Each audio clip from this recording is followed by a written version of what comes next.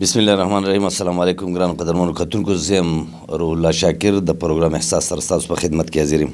امید لرم چې روغ او جوړ به یې.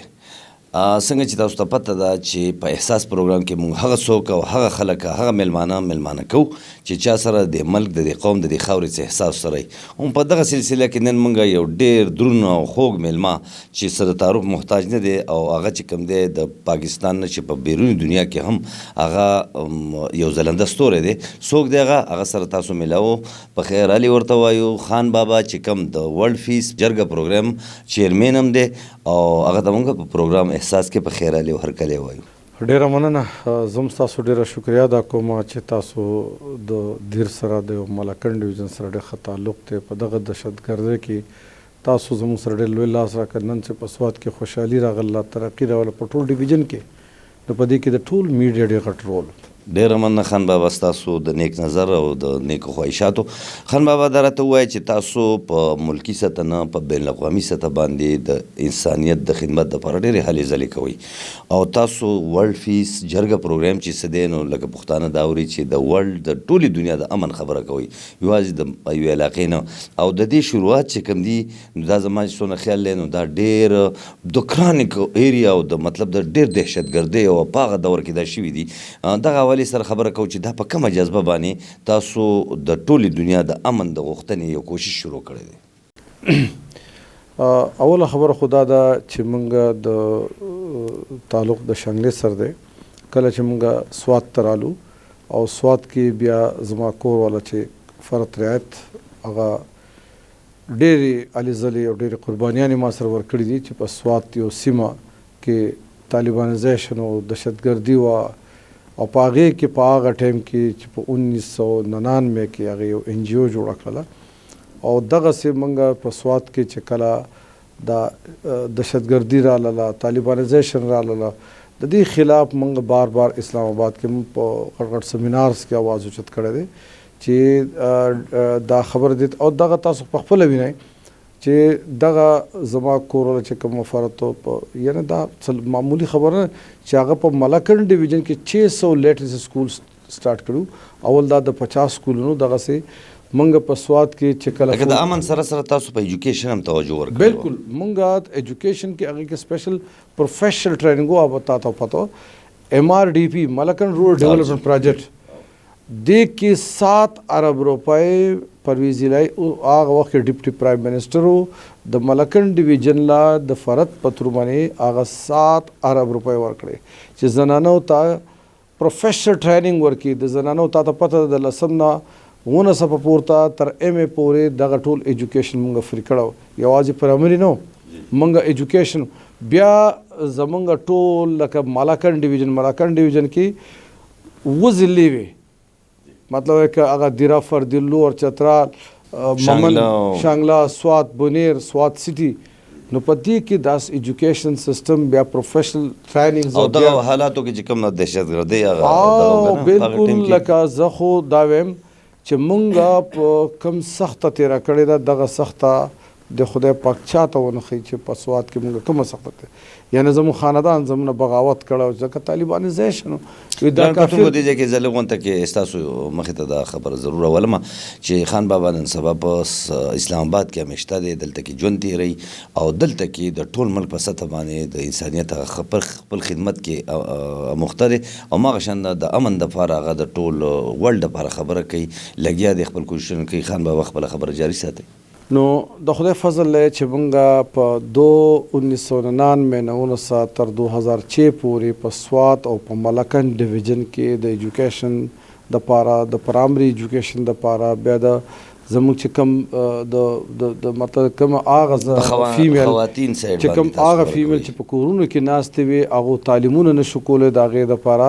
فرد چې ده په ډېره های لیول هلې ځلې وکړي د مشرف ګورنمنټ او پرویز الهی او دوی ټولو سره د هغې مطلب چې ښه ترتیب و نو هغه سکولونه هم سټارټ شو. بیا د هغې نه پس تاسو وګورئ چې تعلیم نه محرومې شو. هغه چې کوم پرایمري ایجوکیشن په هر کیف د سوات جرګه دا په پاکستان کې اولنۍ جرګه وه چې موږ خفیه طریقې سره په اسلام آباد کې ناسو، امبیسي سره هم دا ریکویسټونه کول حکومت تم دا ریکویسټونه کول چې د ملکن ډیویژن جنگ چې کوم دی یا تاسو سوات جنگ کوئ دا د زمیني وشي او هغې کې د ملکن ډیویژن چې کوم خلکو قربانیانې ورکړي زه په هغې ویټنس یم که هغه چې لکه هلته نو فوج راوځه غریبانان ټول راووتلو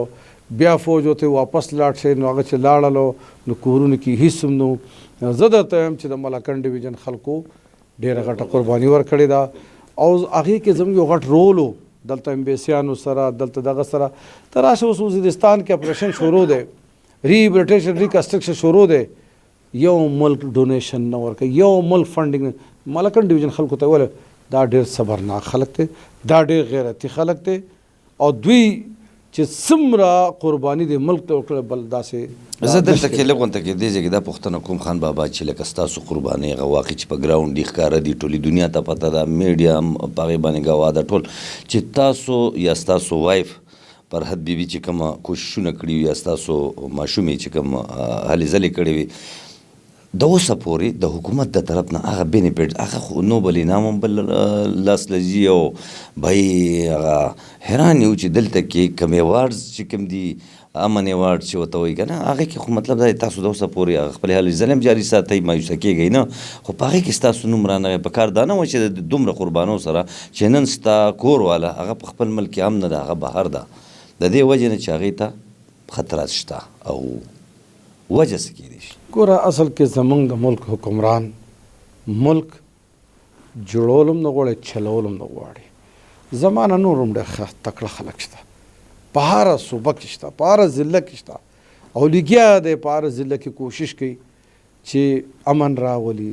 خوشحالي راولي ترقي راولي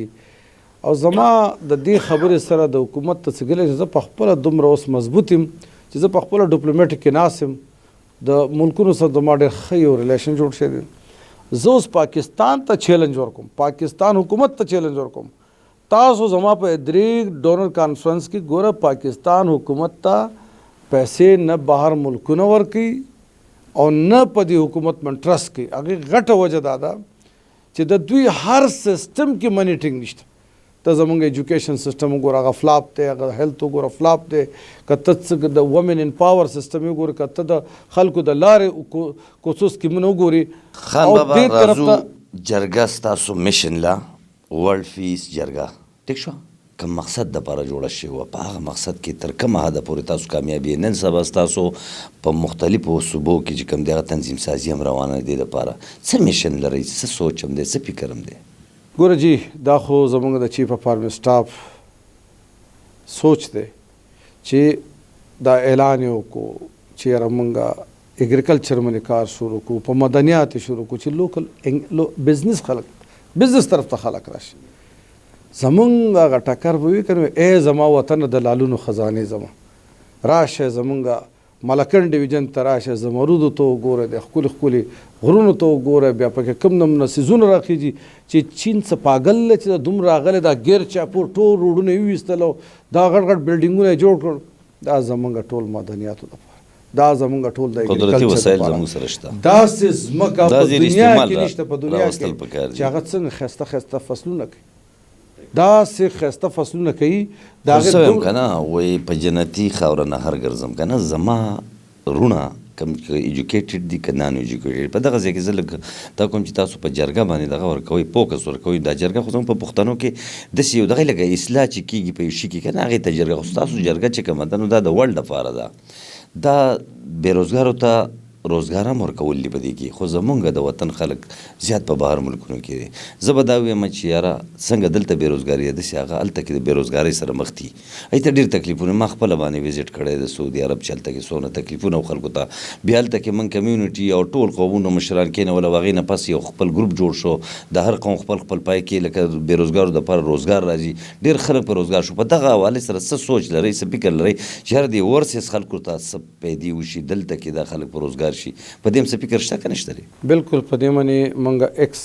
پرایم منسټر انور الله کاکړ صاحب ته یو کنسپټ لیږلی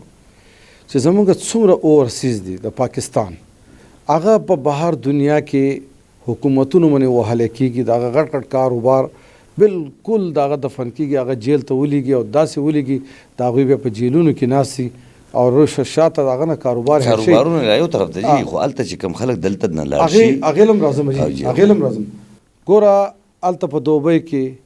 تلاړ شي چکونو ګټول د پښتنو نه ډکته روزګار وته نه ملوي کاغه غریب ته روزګار ملاويږي خو غیر قانوني بوزي چې هغه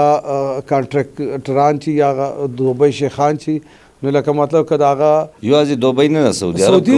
هلته کې بېروزګاري ډېره زیاته عامه ده بله بېروزګاري په خپل ځای ده روزګار به میلاو شي د قسمت خبرې بیا هم کوشش کوي خلک خو پای کې یو بله خبره دا ده چې د سعودي د حکومت د طرف نه د هغې سره په قانون کې ډېره زیاته سختي ده په معمولي غلطۍ باندې 3000 ریال چې کوم دی هغې له پرچې ورکړی کېږي هلته د اقامې پیس چې دی نو هغه معمولي غونتی 1500 او کپیلان ته 8000 روپۍ اخلي که نه نو هغې چې څه ګټي نو هغه کور ته راولېږي که هغه هغې له ورکړي که هغه لکه مطلب څه شی دي په دغه حوالې سره د انسانیت د خدمت په بنیاد هم څه سوچ دی چې یاره د خلکو دپاره څه اواز به چټوئ هغه موږ باقاعده جرګه سیستم په هر ملک کولاو ځکه زموږ د هغه ځای د پاکستانیانو خلکو امبیسډر ته اپروچ نه کیږي د هغه یو اپلیکیشن پسې هغه 2 کاله به منډې وي امبیسډر به بل لاړ شي بل به راشي او هغه په دغه څه نظر دی په دغه اوس موږ دا خبره کوو چې کله زموږ جرګې دفتر په سعودي کې کولاو شي په دوبۍ کې کولاو شي باقاعده به موږ د حکومت سره خبرې کوو چې جناب دا خو تاسو یو اسلامي ملک دی او تاسو ته د پاکستان د ټول لیبر تاسو له راغلی دی او تاسو ښه ایمانداري کوي ښه په ایمانداري ته کار کوي دوی ته خو معاوضه صحیح ورکوي که نه او که ده باندې بیا تاسو دومره جرمانې لګوئ ته وګوره زموږ پښتانه ته څنګه پراته دي کټونه یې ویړ کړي دي پراته دي داسې سخته بل ملک کولی شي بغیر د پاکستان نه په یو کمره کې شل کسان پراته وي خو لکه زه په هغې باندې موږ لګیا وو ډېر بنیادي طور دا ده چې لکه خصوصا د پاکستانیانو بیا د پښتنو خبره به موږ وکړو چې هلته کې هغوی بېروزګاري خو یو طرف ته ده خو د بېروزګارۍ نه لکه ټیکسونه که نه دغه حوالې سره د حکومت سره ناسته پکار ده د هغې سره خبره پکار ده ما چې هلته څونه جایزه واخیسته نو هغه خلک دا وایي چې په دې حکومت د حکومت هم نه رسي خو زه چې انسان د جرګه چې څه ته وایي دا پښتانه دا خلک دا کینې هغې ته او هغې ته یو ریکویسټ یې کوي د دې پاکستان نه ورته لاړ شي جرګه ورته لاړه شي او هغې ته د دې خلکو دا مسایل کېدي چې وروره دا مسلې زموږ دي دا موږ له حل کوي ځکه چې دلته کې دغه ځای راغلي خلک دی او دوی هلته کې بېروزګاري دلته بېروزګاري اخر څه به دې جوړېږي که نه په خودکشو به خلک مجبوره کېږي که نه نو هلته تاسو ته ډېر ښکلی پلیټفارم دی نه نه جی منګه هغه پلیټفارم د زه خیم خان بابا هغه دا دی چې هلته کې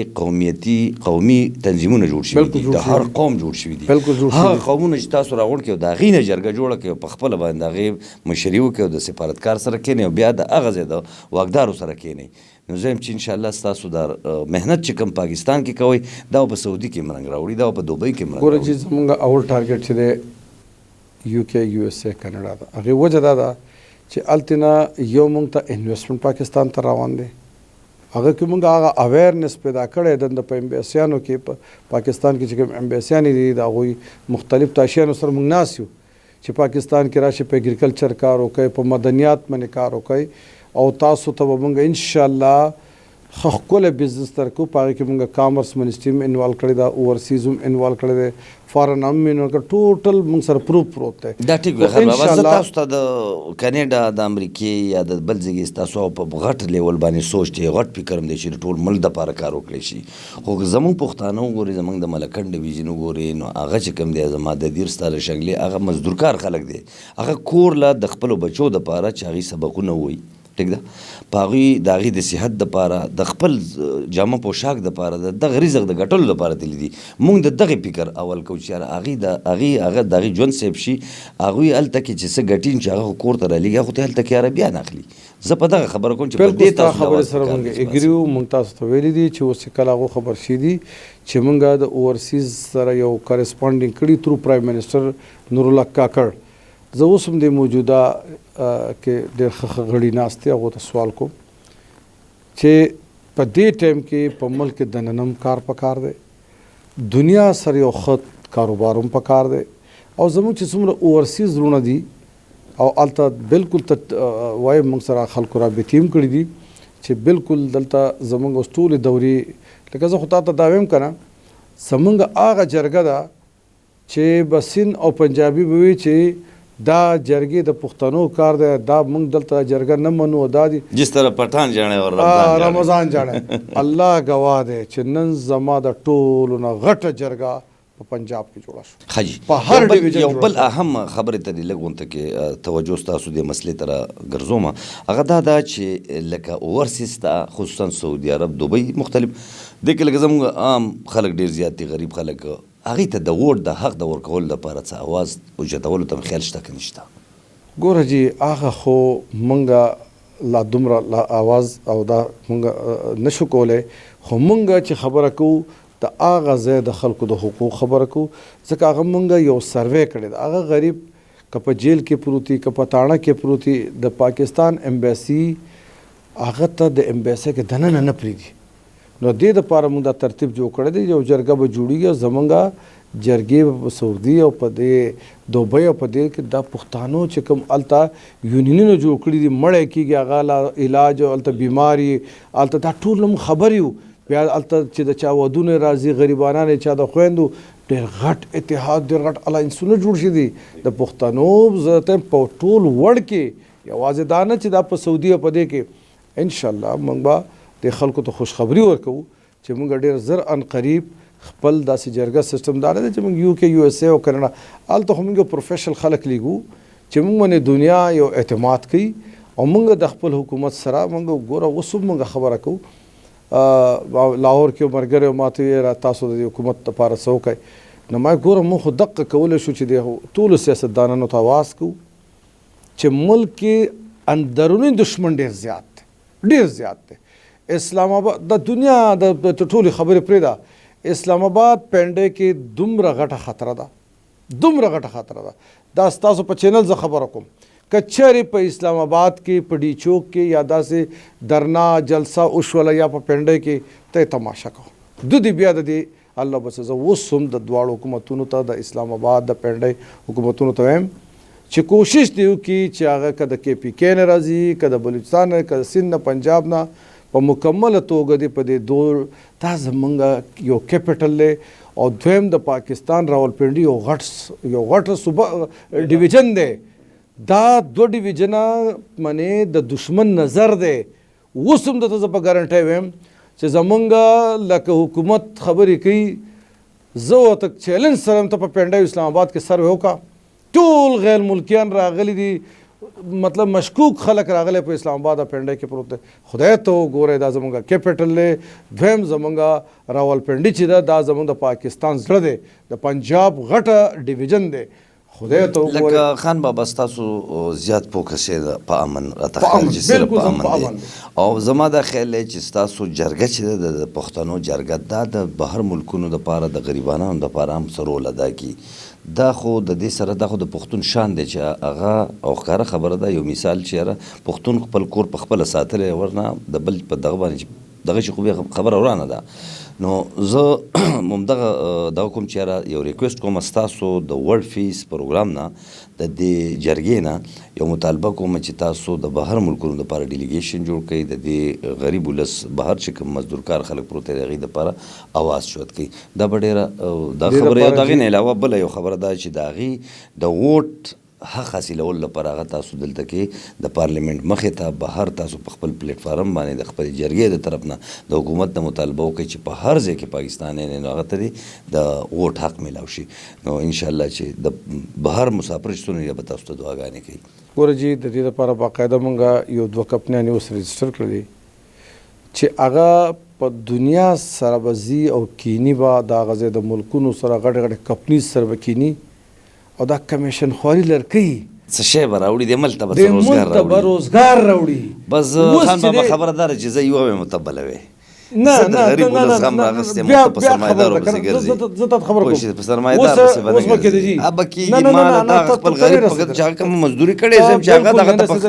ګوره په فیکټری کې د لیبر زیات ضرورت دی او لیبر زمون بار پروت دی. ټیک شو. زه ته دا وایم چې اوس هغه ته مثال ویزا په پاکستان میلاو کې 2 لک روپۍ دلته چې غریب سړي ته میلاویږي په 8 لک او په 9 لک او کمیشن خواره دي زم دا خبره کوم چې په دغه لګ موږ دا کمپنی ډایرکټ خان بابا خبر ډیر شو ټیم ډیر زیات کم دی او خلک به بور شوي زموږ سره وخت په کمیدو دی خو صرف دا راته وایي چې ستا خپل لکه دا اکټیویټیز او دا مصروفیات چې زه ګورم د اسلام آباد په دې داسې ښار کې چې په دې کې مطلب دا چې ټیم تاسو سره نه د خوب ټیم نشته د روټۍ ټیم نشته په دې هر څه باندې پوه یم او موږ له د وخت راکولو ډېره زیاته مننه خو دا راته ووایي چې څه داسې ریلیکسیشن دپاره ګپې شپې چېرته اوټینګ موټینګ چېرته داسې ریفریشمنټ دا کوئ که نه کوئ یاره جي زمونږ اوس دغه ارادې دي ځکه ډېر ستړي شو خلک په بارډر منې یو پیر غازي زه هر بارډر نه 15 شل پیر غازي راوتم ډېر سخت ژوند لیندرې ګرځولې چېرته کړې داسې چې بېلوري دې کړي دي که نه بېلوري بې کړي دي ګډۍ بې کړي دي غوزان بې کړي دي ماشاءالله بچپن هم ډېر ښکلی هغه یاره اوس هارون باچا نه وایي ارمان د دا کور د ډکش کور به چاپېره ګرځېدم ماشاءالله زموږ خو خانداني یو سیسټم دی او بل زه خلکو ته ګوره زما دومره ورک دی که نه زه یو مثال کوم چې ملاله او هینا دا زما په وجه نو بل ته تللی دی دې چې خلکو ضیاءالدین څه کړي دي یو سکول یې کولاو کړی که ملاله تا شپږ سوه سکولونه کولاو کړي ما شپږ سوه سکولونه کولاو کړي دي او هغه پرایویټ او ما ویلفیر بالکل زه د دیر اوسېدونکي هم په دیر کې ستاسو د لاس کتابونه نن هم پراته دي شته بالکل اتا ته موږ هم دغه نورو ته هم ورکړو دې ته زه دا یم چې دا 2 ماشومان دغه کتابونه زه دې ته رسولی یم زه ستاسو په اسلام آباد کې کښېنم دغه خبره دې قوم ته زه کوم چې زما په هغه ټایم کې چې ملاله وویشته نن زه سره عام یم جی ما جنرال ندیم ته فون وکړو چې چا وویشته طالب وویشته که تا وویشته راوچته که جاز ولګه جاز زه ګوایم زه ضیاءالدین ته ګوره دغه ته ګوره دا زما سوشل ورک دی دا زما ښېګړه ده ما سره اګریمنټونه پراته دي زه په دې ځای کې په اسلام آباد کې زه خلکو زرې زرې کړم زه جیلونو ته اچولم خو ما خپل مشن نه دی پیغه نن زه په ډیپلوماټیک کې ناسم راشه ایس او پیز وګورئ ګرانو کتونکو خبرې ډېرې زیاتې خوندورې د خان بابا سره چې ټوله شپه ټوله ورځ ناست یو ګپې شپې ورسره لګوو په دې خبرو باندې نو لکه ماړه به پې نه شو خو بیا هم د دې وعدې سره خان بابا له رخصت ورکوو چې بیا به راځي زموږ سره به سټوډیو کې کینی او ستاسو سره به د خپلو خیالاتو هغه دغه چې کوم میشن چې کوم دی هغه به شریکوي او موږ به هم کوشش کوو چې یاره د خان بابا نه ښې خبرې واورو او صرف دا یو خبره په اخره کې چې څه میسیج ورکول غواړي خپلو پښتنو وروڼو ته ګوره زمونږ پښتنو وروڼه چې دي هر ځای کې دي خپل محنت دي کوي او محنت تاسو مخکې کړی دی کوشش کوئ د الله سره رجوع کوئ خپل الله طرف ته نفلونه کوئ الله ورکول الله ذات دی او پښتنو ته خو زما او که د بابا نه تمه کې نه او که تاسو د حکومتونو نه تمه کوئ نو دا نشته هغه خر په لارې روان هغه ته زوی دی وشو ښه دا راته وایي په دې اخیره کې یو بله خبره دا خو یو ښه میسیج دی چې لاړ او دا خو ښکاره خبره چې خپل پیټې به وړو خپل به وړو چې به خپل محنت کوئ بیا زموږ په تمه نه شئ خیال دی خو